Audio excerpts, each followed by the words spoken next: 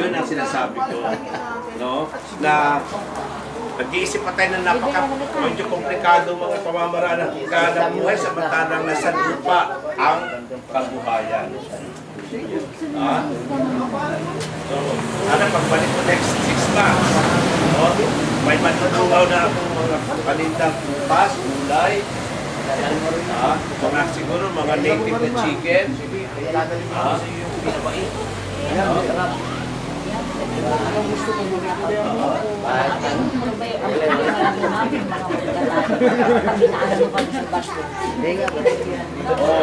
Kaya nga, ang sekreto dyan, magsasalita ko kasi.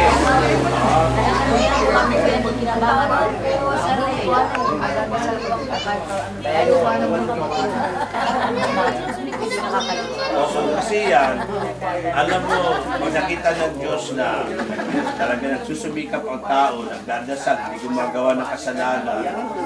Napapansin naman natin kung saan pa ang mga sakuna, grabe, doon sa mga lugar natin na nakatira makasalanan. Hindi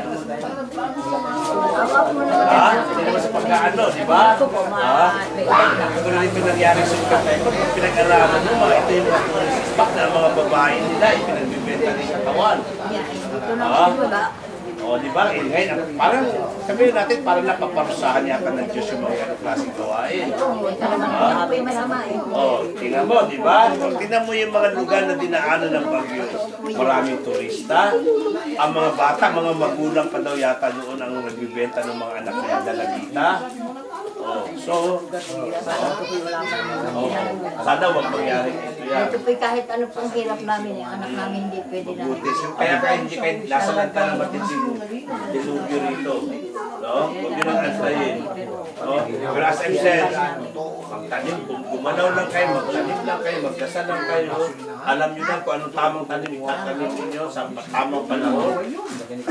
Kikita sa lupa, kayaman ng lupa kikita. At talaga